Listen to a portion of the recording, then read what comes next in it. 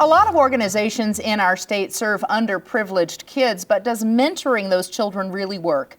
Hello, welcome to Comcast Newsmakers. I'm Beverly Weaver, and with me now is Dave Ryan, CEO of Big Brothers Big Sisters of Colorado. Welcome, Dave. Thank you for being with us. Thank you, Beverly. Yeah, let's really start with some success stories from children that your Big Brothers and Big Sisters have worked with. Give us an idea of that relationship and what it does for kids. Well, as the CEO, about every 3 or 4 weeks, I get a story that is both heartbreaking and incredibly uplifting and inspiring.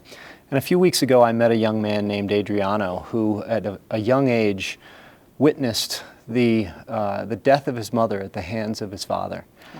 And it was obviously a life-changing event for him. He moved into his grandmother's house with his younger brother, and that story could have been a tragedy. And I mean, it was a tragedy, but it could have continued. And shortly after that, his grandmother called Big Brothers Big Sisters of Colorado, and we matched him with a young man named John, who looked him in the eye and said, "I'm not going to let you down," and he never did. Wow. And today, Adriano is 18 years old. He's a student at the University of Colorado, Denver. He's studying biology. He's in the Air Force ROTC program, and he wants to be an ER doctor, and he'll do that. If you ask him about how his life is going, he says, "You know, college is hard, but I have to succeed, and there are people who are depending on me to succeed, like John." Oh. And for me, that's the power of a one-to-one mentoring relationship, that John made that long, enduring commitment to Adriano and stayed with him.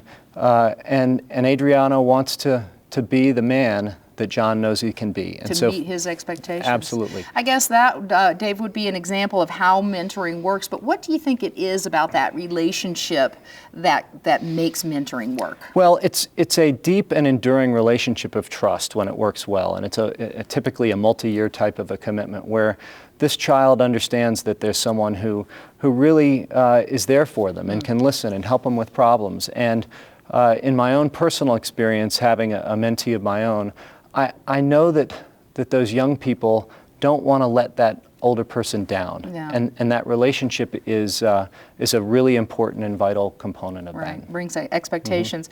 What is the economic qualifier for families? Do you work strictly with underprivileged kids? We work with children that are, we match them between 7 and 13 years old, single-parent households, free and reduced lunch. So free and reduced lunch eligible. So yes, there is an economic qualifier for us. And what's your real call to action for the community? What do you need from people watching this? Well, we need a few things.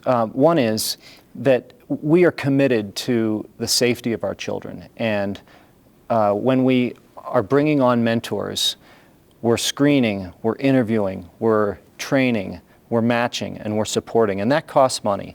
Right now there's about 41,000 kids in the Front Range area that meet our qualifications, and we're the largest agency, the largest mentoring agency in the state of Colorado. We serve just under 2,000 of them, so a little under 4%. We would love to get financial support from folks to enable us to continue matching. We turn away kids every day, and it breaks my heart. So the financial support to enable us to make more matches is essential. It costs us about $1,800 per kid per year to support a match. On the other side, if there are people who are interested in making a lifelong commitment to a young person, if they are willing to make that sort of a commitment, they can contact us, and we can match them.